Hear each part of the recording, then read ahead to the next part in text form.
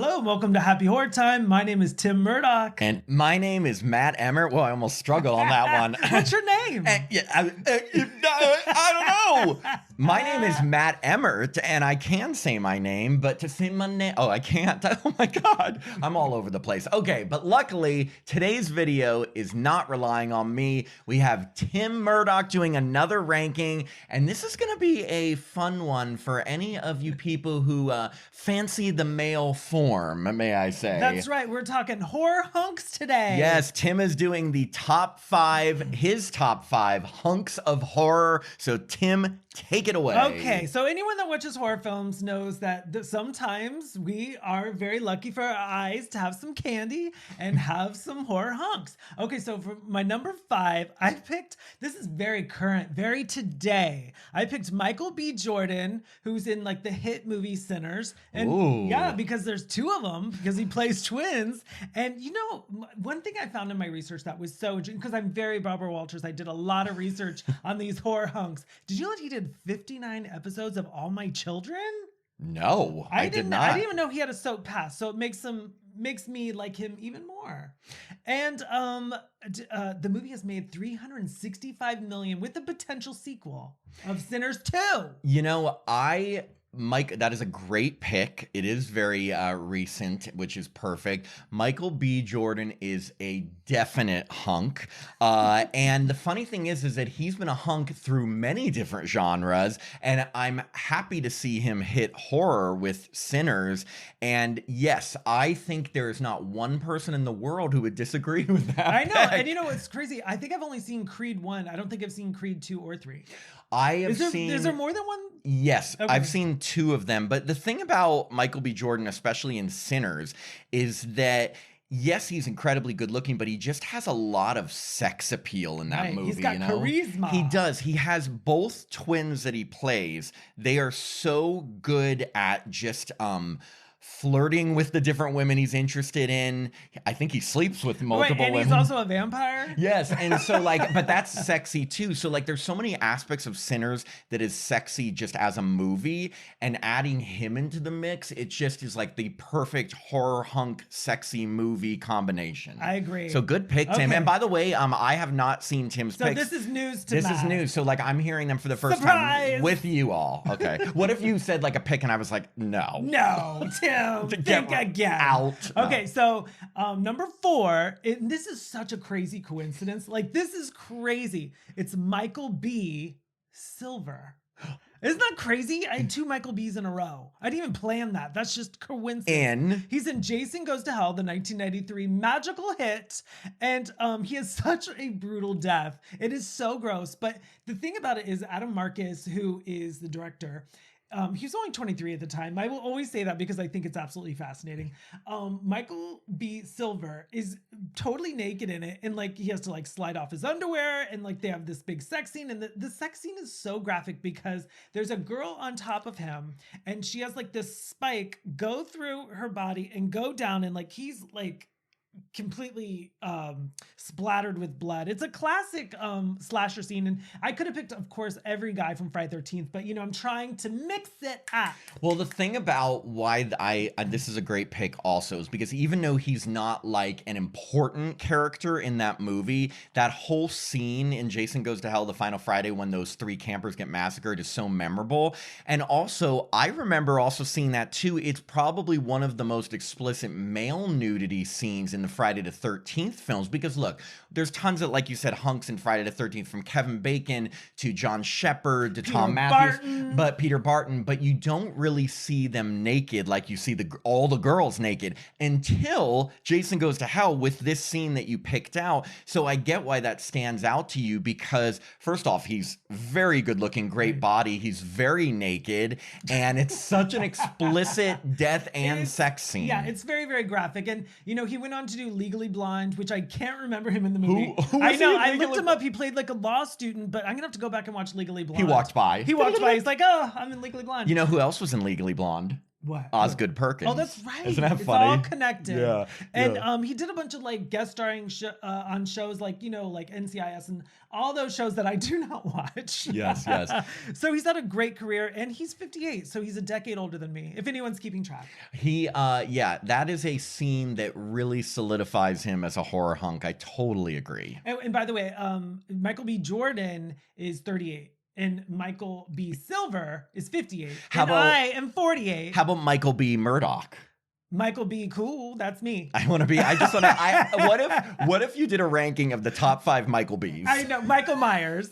Michael B. Myers. Okay, and this is crazy. So my number 3 is Robert Brian Wilson. Matt, do you know who that is?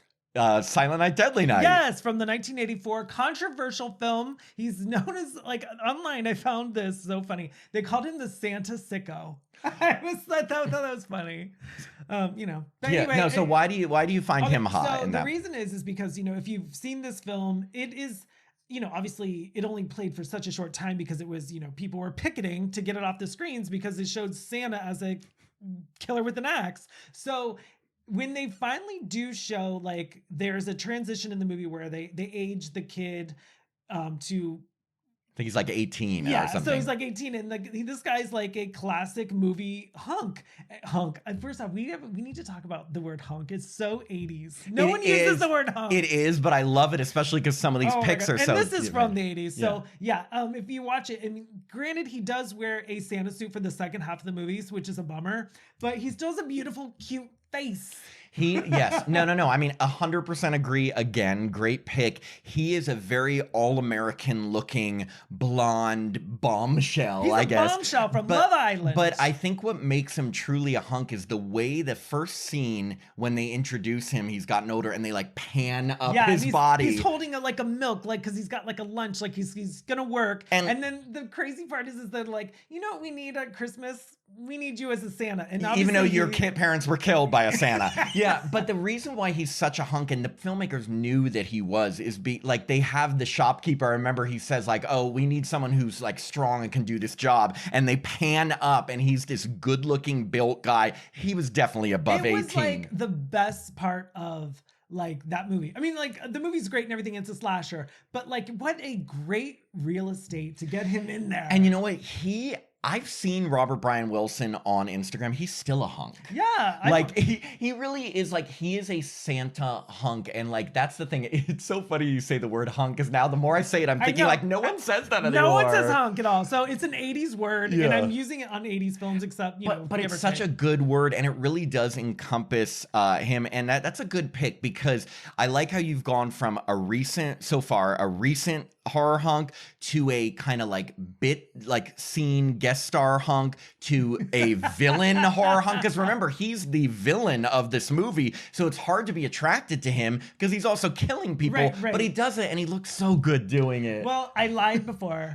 Okay, so my number 2 is Travis Van Winkle, and he is actually, speaking of like a horrible person and a villain, he, in the remake of Friday 13th 2009, he plays, oh gosh, I can't even remember his name in the movie. Travis Van Winkle. He plays some like annoying rich guy name. Yes. So and he also, I don't know what he played in the show You. Did you see the show? Of course, I love You. Yeah.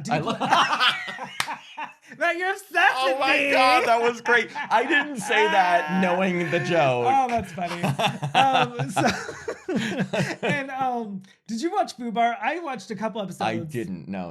Anyway, he's on the Arnold Schwarzenegger. And the cool thing about Travis Van Winkle is he also does like Hallmark films, which, it's like he does like these huge movies, and he also does like, cute, innocent Hallmark films. So he's got a range. This is the only one I would maybe disagree a little bit with you. And let me tell you why. I'm looking at it like, if you're thinking horror hunk, like in the movie, and in the movie, I just found him annoying. Yes, he's a very good looking person as an actor, he's great. A villain. But in that movie, whereas like Robert Brian Wilson as a villain is a hunk villain. He was just like this, like he's picking everyone apart, but he's very good looking. Are we allowed to say douchebag? Of course. Oh, okay. Yeah. So I don't so like I to get say it. that. So douchebag hunk, He's kind a of. douchebag hunk. No, I get it, and trust me, Travis Van Winkle is a very good-looking actor. Just in that movie, I guess I didn't get hunk energy. You know who I got hunk energy from in that movie? Jared Padalecki. I can't even pronounce his name. Padalecki. He, like, with that height and that low voice, and he's like sweeping that girl off her feet. Poor Danielle He's like a Panabaker. hero hunk. He's hero hunk. Travis Van Winkle is douchebag hunk. Right. Okay, so I'll give it to you. Okay, thank you. You like how I have to give it to you? And here's the fun little fact, and I hope it's still true after we put this episode out. He follows me on Instagram. That is true. And Travis Van Winkle follows me on Instagram. And if you're like, well, why haven't you guys gotten on the podcast? We're working on it. We're working on Travis Van Winkle. I first want to know, my first thought is, I want to ask him, why are you following Tim? Not like, oh my God, but no, but like, what was it? Like, how does he know you enough to follow you? I'm sure I just liked everything. He's like, oh my God, this guy's obsessed. He's okay. He's like, you know what? He called me douchebag hunk Instagram. I'm sure that can't be the first time. No, okay. That's true. And he knows that character was and by the way, great death for him. Oh yeah, movie. It was pretty, I actually thought it was going to be worse. I mean, it's still pretty brutal, but I thought, maybe a beheading. I always think a beheading is like the ultimate. Of course. Oh okay. God. Okay. You're number one. So my number one. Wait, fake drum roll, Tim. Tim's number one horror hunk is I said Norman Bates, Anthony Perkins, because he's so he's like a gentle giant. He's tall, he's handsome, he's got like classic Hollywood looks, and I thought and it was a star turning role for him, and his obviously translated to his son, who Osgood Perkins. Osgood, I always Osgood. Thank you. So. I think, he's just like, every time I see the movie, yes, he's a homicidal killer that dresses up as his mom, right? Yes, of course. True, psycho. He shouldn't get me hot and bothered, but I think he's like a gentle giant. You know what's funny? First off, I totally see it, and that feels like a very mature pick. Do you know what I mean? No, like in terms of like, he's not going around with bulging muscles like Michael B. Jordan or Michael B. Silver or Michael B. Myers. Michael Myers. What a hunk. But he has, you described it perfectly, that like calm, quiet, almost seductive personality, and you can see it between him and Janet Leigh in Psycho. And then they sort of flirting, and then he kills her as his mom.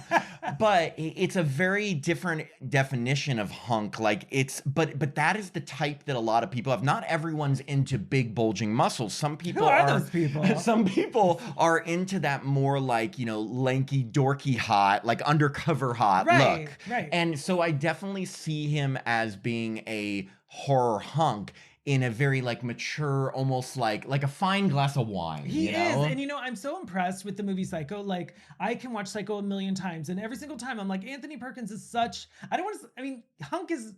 Hunk is a weird 80s word that we're just going to keep using. Let's just keep doing it. Hunk, douchebag. What else? Right. What other words do we keep repeating? Santa Psycho. Michael B. Santa Sicko. Santa Sicko. Sicko Oh my God. Oh my God. Okay, so Anthony Perkins, number one. Yeah. You know what I like? That was a very Tim list. Thank in a good you. way. Like, now the thing is, if you've been watching our ranking videos, and by the way, we would love to know your comments. I want to hear what you guys think of this list. Who are your top horror hunks? Trust me, there's a million of them. Oh yeah. And and the thing is like, I didn't even touch like Halloween or Nightmare on Elm Street. Like, there was so many routes to go. Of course. I could talk about Hollywood hunks, horror hunks, Hollywood horror hunks all day long. I sounded like you said Hollywood horror humps. Hollywood horror humps. Yeah, my lovely Hollywood horror humps. Yeah, no, there are so many avenues to go, but I think your list had a good mix of, like I said, old, new, villain, good. I literally went from like today to yesterday. Yeah. But you know what? Yeah, okay, question for you. Since Anthony Perkins was your number one, did you feel the same in Psycho 2, 3, and 4? Did you get the same hunk vibe from him? It was different because like he's the movie's it's a different struggle. Like in this, he's full blown crazy, and then the other one's like he's struggling. Yeah. So I don't find struggling as hot. I do love a good struggle. It's not as steamy. Yeah. No, there is a ton, and I'm sure people who watch these videos, you're gonna have your own opinions on who are your favorite horror hunks, but. What I love about, and hopefully you've gotten to know from our ranking videos, that these are just our personal feelings. We understand that everyone has their own subjective feelings. Own idea.